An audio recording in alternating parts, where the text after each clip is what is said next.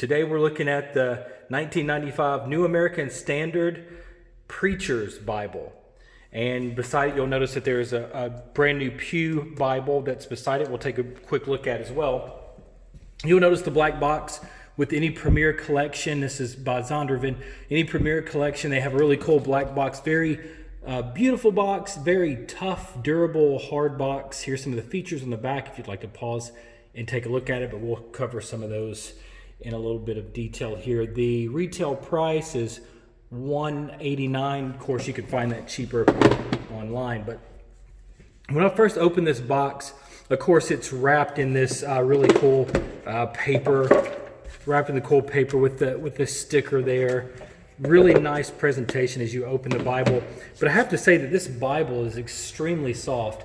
This black goat skin, and if I can just kind of let you look at the grain a little bit, it's very grainy, but it feels like a garment leather. It's that soft. It's something that it's almost like you want to like rub it on your skin. It just is very soft, and it's a very floppy Bible. This is, just as we look at the outside, you notice it has 5 raised hubs, and it says Holy Bible, and it's stamped New American Standard and Zondervan, and 3 thick double satin ribbons, 2 black and 1 red.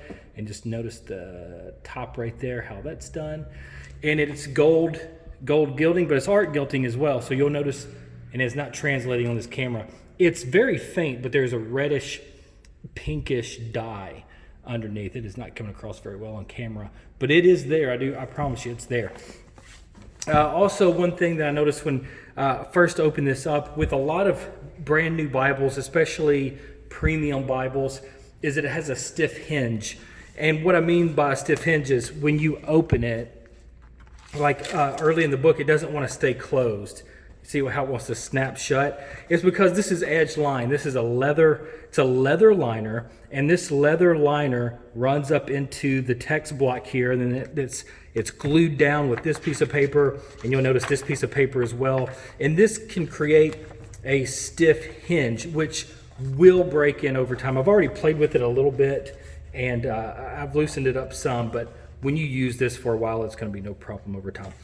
Presented to page in the beginning, and then this is a printed, China edition. It's printed in China, it's bound in China as well, but it still feels very much a premium Bible all the way. Very, very nicely done. A few things that I love about this Bible. I've been waiting for this one for a little bit. I've been communicating with the folks at Zondervan, and I've been knowing that they're going to come out with this for a while, and I'm sure you have too.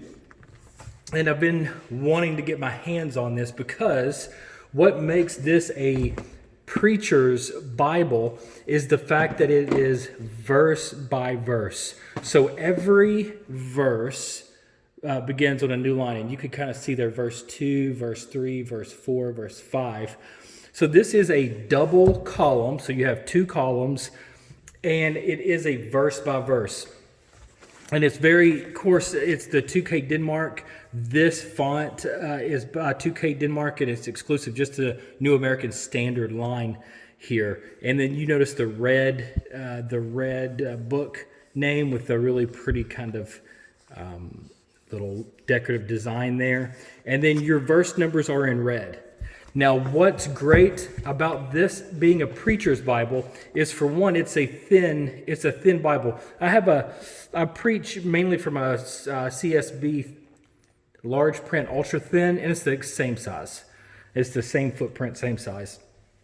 And this text here is stripped of all the extras. So sometimes you have references in these Bibles, and in the text, you'll have within the verse, you'll have letters or additional numbers that gives you a reference, a place to look for in your reference system somewhere on the page.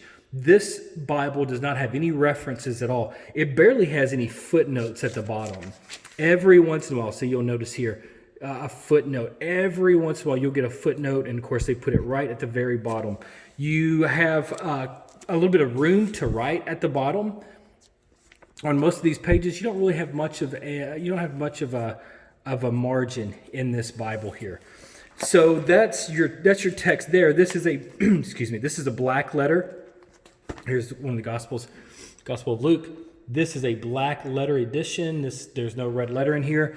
When you get to the book of Revelation, at the end, there's only a couple of things that you'll even notice in the back. I should have marked this better for you guys instead of fumbling around. Revelation 12. Okay, here we go. So at the very end of the book of Revelation, the next page is you just have a couple of little things. You have the miracles. You have the miracles of Jesus. You have the parables of Jesus. You have perspectives from the Bible, prayers of the Bible, promises from the Bible, and then that's it. That's all you have. There's no maps. There's not a concordance back here. And of course, you have an ISBN number right here on the back. If you're interested in this one, you can look it up by the ISBN number. And then your back cover. And this is beautifully done for preaching and teaching. It is a 10-point font. It is a 10-point font. I did notice that the font to me seems a little smaller than 10 point. It is 10 point, but I'm just saying it kind of reads smaller, if that makes sense, just slightly smaller. It seems closer to, I'm used to a 9.5 in this CSB output here, and it seems kind of like the same as this, which I preach from this, and I teach from this, and I read it from a distance, and it's great size. 2K Denmark did a great job on the font on this Bible. Another thing that makes this Bible so fantastic, and before I explain, I'm going to show you this. Here's what I do on Sunday mornings. On Sunday mornings, I have my Bible that I preach from, and then I tell the congregation what passage of Scripture we're going to be in. I normally preach right through the books of the Bible. People know pretty much where we're going to be next week, but we have pew Bibles in the pew backs in front of them.